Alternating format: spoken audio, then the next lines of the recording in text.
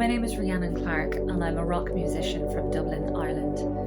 And I recently just recorded Troy, a beautiful, beautiful song written by Sinead O'Connor. And yeah, I'm from Ireland. I am from the backlash. I am the generation that rose up after Sinead O'Connor's generation was silenced for speaking out about oppression and repression within the Catholic Church. Now, the Catholic Church, I feel, has tried to reform itself since Sinead O'Connor's passing. I really feel that the Church had tried to heal people's relationship to the Church. But what Sinead O'Connor was saying was pretty much that we all can connect to Spirit, to God, to Source ourselves if we listen, if we actually listen and we cut out the middleman, i.e. the priest. Now, I feel like there's a rise of the Sophia consciousness, so the rise of the female Christ. And so I think Sinead O'Connor was following in the footsteps of the Mary Magdalene lineage. And I feel that I am also, but I actually need to look into that. I need to study that a little bit further. I know where I have work to do as regards studying actual text and certain avenues of learning. But naturally, as an autistic, psychic, sensitive, intuitive, I have gathered wisdom and knowledge from Spirit to be able to heal not only myself, but to help my own biological mother to heal through her wounds, and by shining a mirror to her mother, my grandmother, in order that we may take responsibility each for our bit and our part to play in the healing of our family line. Yes, we are stepping into an era of knowledge as regards people on the spectrum. There hasn't been this knowledge in the collective. You know, when I was growing up, I was undiagnosed.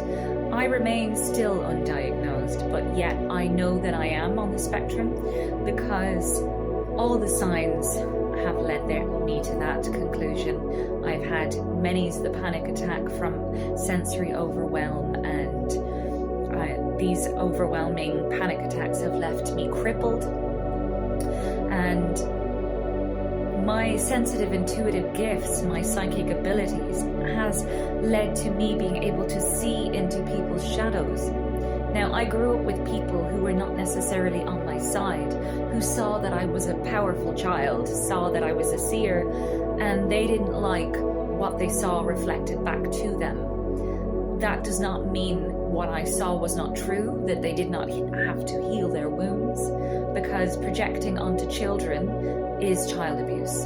And I suffered childhood neglect from having a fully grown adult, and sometimes fully grown adults in plural, projecting onto me. And I actually came through the homeless system, and I lived in a place called the Pheonix Lodge, which is a homeless shelter that is a drug-free homeless shelter in Dublin, and it was held to a high standard as regards, you know, there was a lot of rules, but they were quite aggressive when I was there. And I set about changing this system because I knew that the staff that they had at the time, I think the staff have changed since I wrote a letter to Dublin City Council, and I got it changed. Now people are beginning to realize that trauma-based homeless caretakers, like the caretakers for the homeless shelters, must be trauma informed. So when you're speaking with people with huge amounts of trauma, you know, you have to be very gentle, because a lot of people who have come through the homeless system have come through a lot of pain, a lot of trauma, are exhausted, are angry, are mistrustful, are scared. will F up. You know, there's a lot of history attached to each person in a homeless shelter. And, you know, I believe that people need to get the care that is needed for the homeless needs to step up, and people need to kind of get into mental health centers for homeless people specifically, that there are specific counsellors set aside for people within homeless systems so they can eventually get homes after they've gone through a period of healing. Now, I've gone through this period of healing because God wanted me to be like a template that you can move, you can shift, you can transform your life, you can transmogrify your pain, and you can rise like the phoenix from the flame, and you can grow, and you can make the life that you want to make, and that your destined path to make, beyond addiction, a path beyond addiction, a path beyond wounding, a path beyond trauma. Okay? And I am a healer, and I'm a healer because I've had to heal myself in order to first survive my human existence, and then to follow out my divine mission here as a musical healer. I'm actually a yoga teacher. I'm a trained yoga teacher, accredited yoga teacher, but also I am a sound healer. And I trained with Tara Vitality Yoga, and a beautiful, beautiful temple in Portlaoise in Ireland. And if you're looking to get trained as a yoga teacher or a sound healer, I would absolutely recommend Tara Vitality Yoga in Portlaoise. Anyway, she's a fantastic teacher, and she set me up with the means to take care of myself by becoming a yoga teacher. Now I just have to go out and get myself more jobs.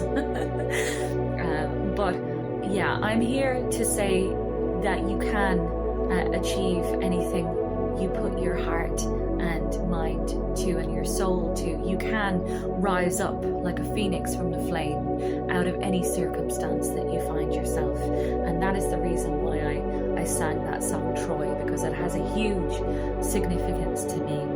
And there are people on this earthly realm that have not been my supporter, whom I thought were my supporter, but actually turns out they're not my supporter. They're karmic people to my expansion. So their resistance to my growth, their oppression, actually allowed me to step further into my strength. So I thank even my oppressor because now that I am free, I realize that you are part of what helped me get stronger, because, you know, my spirit wouldn't allow myself to be oppressed. I am a free spirit and child of God, and I'm here to support other beautiful witches and healers and gorgeous, spiritually aligned, heart-centered leaders. Big love.